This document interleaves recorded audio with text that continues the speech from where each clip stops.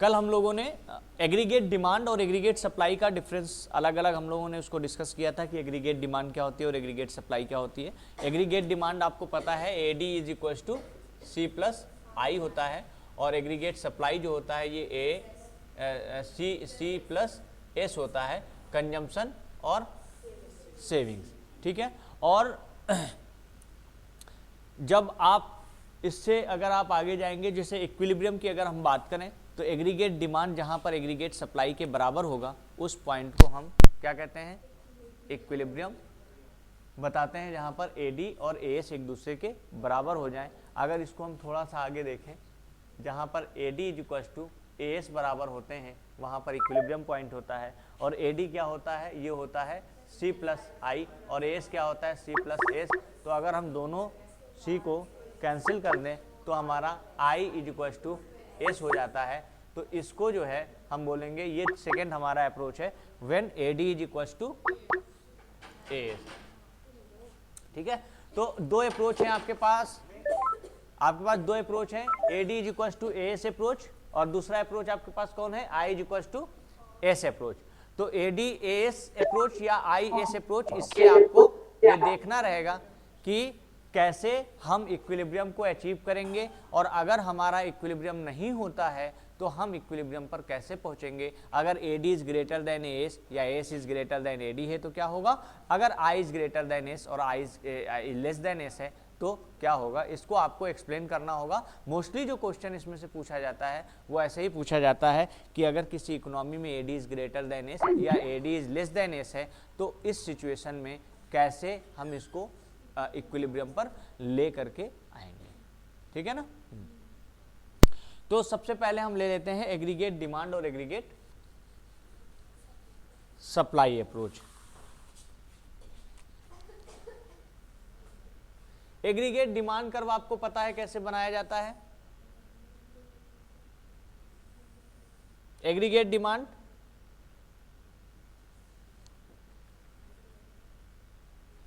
AD आपका होगा upward sloping curve होगा, AD is equal to C plus I, और ये जो आपका होगा ये कैसा होगा, ये 45 डिग्री कर्व होगा, that is AS is equal to Y is equal to C plus S, ये होता है 45 डिग्री कर्व। जहां पर एक दूसरे को ये इंटरसेक्ट करते हैं ये होता है AD is equal to AS का पॉइंट, जहां पर ये इक्विलिब्रियम में होता है एग्रीगेट डिमांड और एग्रीगेट सप्लाई। इसके अगर आप लेफ्ट साइड में जाएंगे तो आप देखेंगे कि aggregate demand is greater then aggregate supply, means this one is greater then this one. Aggregate supply से एग्रीगेट डिमांड ज्यादा है। इसके इधर आएंगे तो आपका जो एग्रीगेट सप्लाई है ये ग्रेटर देन एग्रीगेट डिमांड हो जाता है। अगर इकोनॉमी इस पॉइंट पर है तो ये माना जाता है कि इकोनॉमी इक्विलिब्रियम में है। यहां नीचे हम क्या दिखाएंगे, एम्प्लॉयमेंट, आउटपुट और नेशनल इनकम, और इधर हम दिखाएंगे एग्रीगेट डिमांड और एग्रीगेट सप्लाई। इस पॉइंट पर इकोनॉमी इक्विलिब्रियम में है, इस पॉइंट के अगर लेफ्ट आते हैं तो इकोनॉमी डिसइक्विलिब्रियम में है, इस पॉइंट के राइट अगर जाते हैं तो इकोनॉमी डिसइक्विलिब्रियम में है। Now the question is that कि if suppose that there economy is the national income is here, इसका मतलब यह है कि इकोनॉमी यहाँ पर इक्विलिब्रियम में नहीं है, aggregate demand is greater then aggregate supply है, क्या होगा।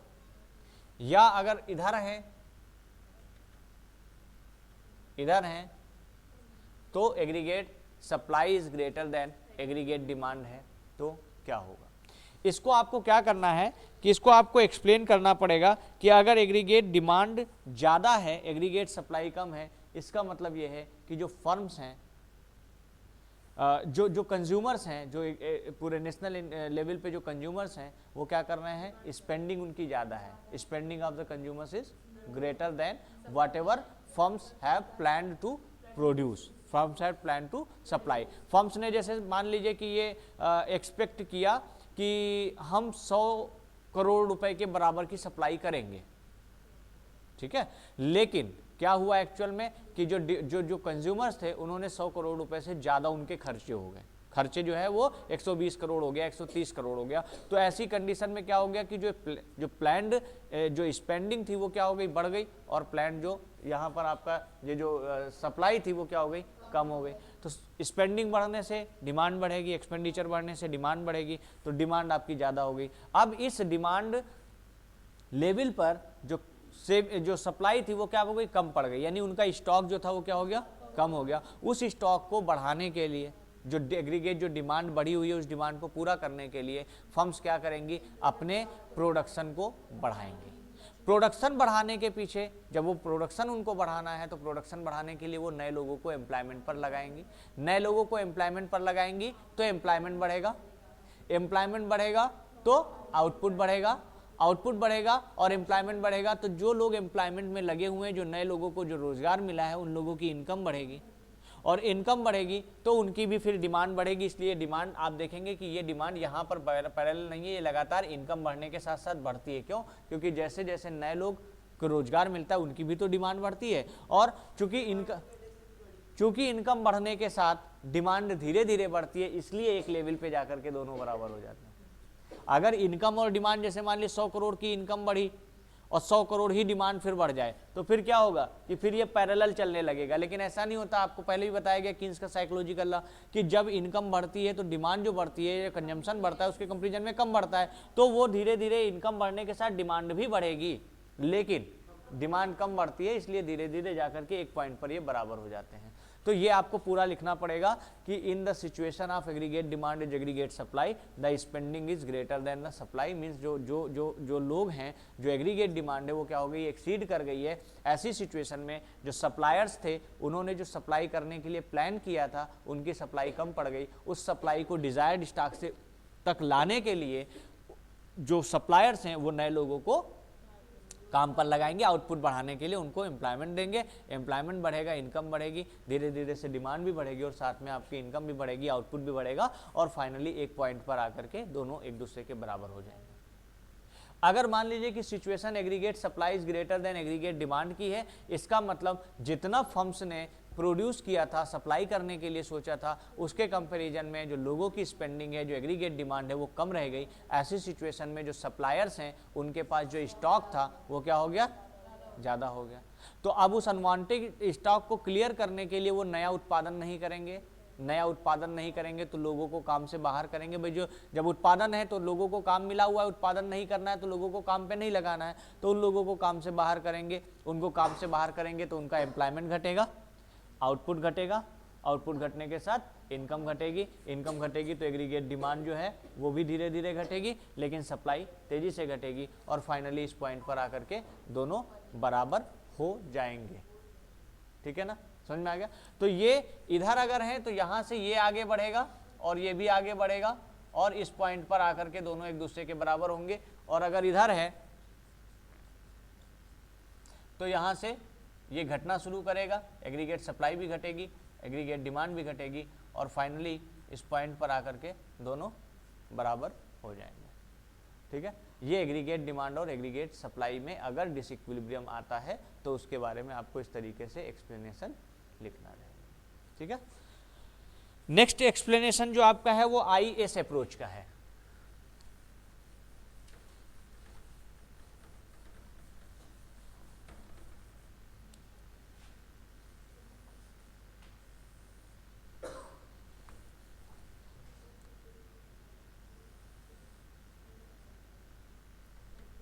Next is IS approach. यहां पर आप देखेंगे कि एक पॉइंट जहां पर सेविंग्स जो है वो इन्वेस्टमेंट को इंटरसेक्ट करेगी, उस पॉइंट पर जो इक्विलिब्रियम है वो अचीव किया जाएगा, इक्विलिब्रियम अटेन किया जाएगा। जहां पर सेविंग्स जो है वो इन्वेस्टमेंट को इंटरसेक्ट करेगी, ये जो पॉइंट होगा यहाँ पर I = S होगा। इस पॉइंट के जब हम इधर आएंगे तो I is greater than S है, और इस पॉइंट के इधर जाएंगे तो I is less than S है, या S is greater then I है। तो ये जो situation I is greater than S है, I is greater than S किससे रिलेट कर रही है? AD is greater than S से। हाँ, I is greater than S means AD is greater than S, और I is less than S means AD is less than S। तो तो जब आप इसका एक्सप्लेनेशन लिखेंगे कि व्हेन एडी, इधर आप दिखाएंगे इन्वेस्टमेंट और सेविंग्स को, और इधर आप दिखाएंगे एम्प्लॉयमेंट, आउटपुट और एम्प्लॉयमेंट, आउटपुट और इनकम को। तो जब I is greater than S है, इसका मतलब यह है कि savings are less than planned investment. आप बात समझिएगा ध्यान से कि when I is greater than S है, इसका मतलब investment is greater than planned saving, और प्लान्ड सेविंग से अगर इन्वेस्टमेंट, प्लान्ड इन्वेस्टमेंट ज़्यादा हो गया और प्लान्ड सेविंग कम हो गई, जो प्लान्ड सेविंग है, जो प्लान्ड सेविंग है अगर ये कम हो गई, इसका मतलब स्पेंडिंग ज़्यादा हो गई। स्पेंडिंग क्या हो गई भाई, जितना प्लान था सेव करने का उतना सेव नहीं हुआ, सेविंग उससे कम रह गई, इसका मतलब ये कि लोगों ने खर्च ज़्यादा कर दिए। तो जब खर्च ज़्यादा कर दिए तो डिमांड बढ़ गई, और जब डिमांड बढ़ गई, एग्रीगेट जो डिमांड है वो बढ़ गई, तो जितना सप्लाई इनके पास था वो क्या हो गया, डिजायर्ड स्टॉक से कम रह गया। तो जब इसको आप एक्सप्लेन करेंगे तो सिर्फ स्टार्टिंग की एक लाइन आपको चेंज करनी है, बाकी पूरा प्रोसेस वही रहेगा। वहां हम क्या करते थे, डायरेक्टली हम ये कहते थे कि जो स्पेंडिंग है वो बढ़ गई, उसकी वजह से एग्रीगेट डिमांड ज़्यादा हो गई। यहाँ हम क्या कहेंगे कि प्लान्ड सेविंग जो है वो प्लान्ड सेविंग कम हो गई, और प्लान्ड जो है, प्लान्ड जो इन्वेस्टमेंट है वो क्या हो गया, ज़्यादा हो गया। तो प्लान्ड इन्वेस्टमेंट ज़्यादा होने का मतलब ये है, प्लान्ड सेविंग कम होने का मतलब ये है कि लोगों की स्पेंडिंग ज़्यादा हो गई, और स्पेंडिंग ज़्यादा हो गई तो एग्रीगेट डिमांड ज़्यादा हो गई, जो जिसकी वजह से जो सप्लाई है वो क्या हो जाएगी, डिजायर्ड लेवल से उनका जो स्टॉक है वो कम रह जाएगा। उस कम स्टॉक को बढ़ाने के लिए फिर वो क्या करेंगे, एम्प्लॉयमेंट बढ़ाएंगे, आउटपुट बढ़ाएंगे, प्रोडक्शन बढ़ाएंगे, इनकम बढ़ेगी, ठीक है। और ये प्रोसेस तब तक चलती रहेगी जब तक कि I और S दोनों एक दूसरे के बराबर ना हो जाए, ठीक है। दूसरी तरफ अगर मान लीजिए कि I is less than S है, तब क्या होगा, इसका मतलब यह है कि जो प्लान्ड सेविंग थी it is greater than planned investment. Planned saving ज़्यादा होगी मतलब जो एक्सपेंडिचर था वो कम हो गया।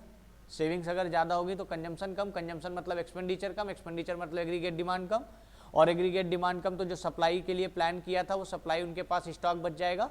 उस स्टॉक को क्लियर करने के लिए वो एम्प्लॉयमेंट को हटाएंगे, एम्प्लॉयमेंट हटाएंगे, आउटपुट कम होगा, इनकम कम होगी, कंजम्पशन कम होगा, और धीरे धीरे के वापस से आप टुवर्ड्स इक्विलिब्रियम चलेंगे, और यहाँ पर इक्विलिब्रियम आप अचीव कर लेंगे, ठीक है। तो ये दो सिचुएशन है आपके पास, आपकी जो बुकलेट आपको प्रोवाइड की गई है उसमें आप देखिएगा, इसको एक्सप्लेन किया गया है। सिंपली जो बताया है आपको उसको ध्यान रखना है कि अगर I is greater than S या AD is greater then AS है, इस सिचुएशन में डिमांड, एग्रीगेट डिमांड ज़्यादा होगी, सप्लाई कम होगी, और उस सिचुएशन में उस डिमांड को, बढ़ी हुई डिमांड को पूरा करने के लिए एम्प्लॉयमेंट बढ़ेगा। तो जब एम्प्लॉयमेंट बढ़ेगा तो डेफिनेटली आउटपुट भी बढ़ना है और इनकम भी बढ़ना है, और वो तब तक प्रोसेस कंटिन्यू रखेंगे जब तक कि हम इक्विलिब्रियम पर ना आ जाए। दूसरी तरफ अगर ये सिचुएशन है, अगर एग्रीगेट डिमांड कम है, एग्रीगेट सप्लाई ज़्यादा है, तो सप्लायर्स अपने स्टॉक को कम करने के लिए आउटपुट से कम करेंगे। आउटपुट कम करने के लिए लोगों को हटाना पड़ेगा काम से। जब लोगों को काम से हटाया जाएगा तो डेफिनेटली आउटपुट भी कम होगा, एम्प्लॉयमेंट भी कम होगा, इनकम भी कम होगी, और वापस से हम इक्विलिब्रियम की तरफ आएंगे और AD is equal to AS हो जाएगा। तो ये आपका 4 मार्क्स का क्वेश्चन इसमें से हर साल मिनिमम पूछा ही जाता है, कभी कभी 6 मार्क्स में भी पूछा जाता है और कभी कभी 4 मार्क्स में पूछा जाता है। और जनरली जो पूछा जाता है वो यही पूछा जाता है कि अगर डिसइक्विलिब्रियम की सिचुएशन है then how will you achieve the equilibrium condition, ठीक है। अच्छा, अब इस पूरे डायग्राम को हम एक कॉमन डायग्राम में देखते हैं कि क्या जहां I और S बराबर होते हैं, क्या वहां पर AD और AS एक दूसरे के बराबर हैं कि नहीं है। एक डायग्राम और एक टेबल हम बहुत जल्दी से बनाएंगे। यहाँ पर आपने पहले भी जो कंजम्पशन की टेबल बनाई है उस टेबल में आपने देखा, कंजम्पशन की जो आपने टेबल बनाई, Y आपने कितना रखा था, 0, 100, 200, 300, 400, 500, 600। यहाँ पर C आपने रखा था 40, 120, 200, 280, 360, 440 एंड 520, एस जो आपने रखा था, ये कितना आपने रखा था, दैट इज -40, -20, 0, 20, 40, 60, 80। जो इन्वेस्टमेंट है आपका ये हमने कांस्टेंट रखा है 40 पर at each level of national income. Now calculate the aggregate demand that is C plus I. तो सी और आई को आप जब ऐड करेंगे तो ये 40 कितना हो गया 80, देन 120 और 140 160, then 240 320 400 480 and 560। when you calculate aggregate supply that is C plus S, C and S that is 0, 100, 200, 300, 400, 500 and 600, you can see that aggregate supply is just equals to income। ठीक है, तो ये आपका एक डायग्राम है Aedes, as, आई और S. अब आप इसमें जो हम बात आपसे कह रहे हैं फाइंड आउट करने के लिए, जब आप देखेंगे कि जो आई और एस है ये किस लेवल पे बराबर है, दिस वन पे है ना, जहां इनकम लेवल 400 है यहाँ पर एडी और एस बराबर है, सॉरी आई और एस बराबर है, वहीं पर एडी और एएस भी एक दूसरे के बराबर है, तो ये इक्विलिब्रियम पॉइंट कहलाएगा। और इसी पॉइंट, इस पॉइंट पर अगर हम देखें जहां पर 200 है तो यहाँ पर हम देखेंगे कि ये आपका ब्रेक इवन पॉइंट होगा। ये कौन सा पॉइंट होगा, ये आपका ब्रेक इवन पॉइंट होगा, where S is equal to 0 and Y is equal to C. ठीक है, 400 नेशनल इनकम लेवल पे क्या होगा, I is equal to S and AD is equal to A S. ठीक है, अब इसको अगर हम सिंपली एक डायग्राम में ड्रा करना चाहें कंप्लीट, तो डायग्राम कैसे ड्रा होगा ये भी आप देख लीजिए, कैसे आप डायग्राम ड्रा करेंगे जिससे कि आपके डायग्राम कभी भी गलत ना हो।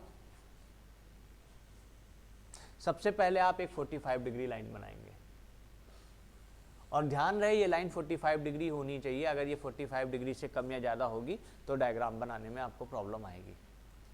ठीक है, 45 डिग्री मीन्स 45 डिग्री है ना, हाँ, तो ये 45 डिग्री आपका होगा। अगर आपके पास कुछ भी नहीं है, यंत्र तंत्र जो आपके होते हैं 45 डिग्री बनाने के, तो आप क्या करेंगे, एक डिस्टेंस यहाँ से यहाँ ले लीजिएगा, एक डिस्टेंस यहाँ से इक्वल ले लीजिएगा, इसको क्रॉस करके जो सेंटर पॉइंट आएगा वहाँ से लाइन ड्रा करिएगा तो आपका 45 डिग्री ड्रा हो जाएगा।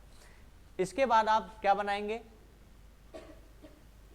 ऑटोनोमस इन्वेस्टमेंट आपने बनाया आई, और जितनी ये दूरी है ये कितनी है 40 है, ये कितनी है 40 है।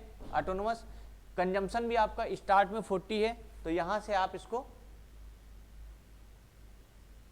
ये आपने क्या बनाया, सी बनाया।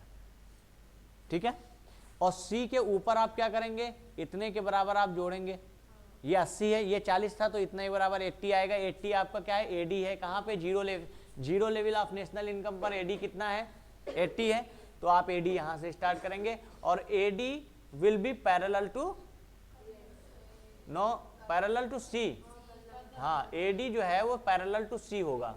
एडी पैरेलल टू सी क्यों होगा, एडी पैरेलल टू सी क्यों होगा, क्योंकि ये सी प्लस आई होता है और आई आपका कांस्टेंट है, तो जब इसको आप इसके ऊपर पेस्ट करेंगे तो वो हमेशा बराबर जाएगा। अब आपको क्या करना है, पहले इतना ड्रा करना है, सेविंग कर्व अभी ड्रा नहीं करना है। सेविंग कर्व कब ड्रा करेंगे, इतना करने के बाद आप देखेंगे कि वाई और सी कहाँ पर बराबर है, इस पॉइंट पर। इससे आप एक परपेंडिकुलर नीचे लेकर के आएंगे, यहाँ पर मार्क करेंगे। आप ये देखेंगे कि एडी और एस कहाँ पर बराबर है, जहाँ ये बराबर होंगे वहाँ से एक परपेंडिकुलर लाएंगे और यहाँ पर आप वाई पर मार्क करेंगे, इसको आई पर। अब आप क्या करेंगे, नेक्स्ट जो आपका एग्रीगेट, ये सॉरी, जो आपका ऑटोनोमस कंजम्पशन था इतने के बराबर आप यहाँ पर डिसेविंग्स लेंगे, ये आपको माइनस से रिप्रेजेंट करेगा, एक पॉइंट यहाँ लेंगे। फिर आप इन तीनों पॉइंट्स को क्या करेंगे, इसको एक साथ मिला देंगे, तो ये आपका जो सप्लाई कर, सॉरी, जो सेविंग कर्व है ये आपको मिल जाएगा। और ये बता रहा है कि ये जो पॉइंट है यहाँ पर आई इज इक्वल टू एस है, जो कि ठीक एडी और एस के बराबर है। ठीक है, तो ये आप कंबाइंड डायग्राम जब आप बनाते हैं, यहाँ आप लिखेंगे कंजम्पशन, सेविंग्स और इन्वेस्टमेंट, और इधर आप दिखाएंगे नेशनल इनकम, एम्प्लॉयमेंट और आउटपुट। ये आपका कंप्लीट डायग्राम है। इसमें ये शो हो रहा है कि जहां y इज इक्वल टू सी है, यहाँ पर s इज इक्वल टू क्या है, 0 है, और इसी को हम क्या कहते हैं, BEP कहते हैं, ब्रेक इवन पॉइंट कहते हैं, जहां पर जितना आपका ऑटोनमस कंजम्पशन है उतना ही आपका डिसेविंग्स है, यानी ये ट्राइंगल और ये ट्राइंगल एक दूसरे के बराबर होने चाहिए, ठीक है। जहां आई बराबर एस है वहां एडी बराबर एस है, जहां से आगे आप जाएंगे, जहां एडी इसके आप आगे जाएंगे तो ये आपको दिखाएगा कि S is greater than AD, तो यहाँ पर क्या हो जाएगा आपका savings is greater than I, और जब आपका AD is greater than S है तो आपका जो आई है it is greater than S होगा। तो ये कंप्लीट डायग्राम है, ये आपको बनाना आना चाहिए, ठीक है। इसी से रिलेटेड ये आपकी टेबल बनती है। क्लियर है?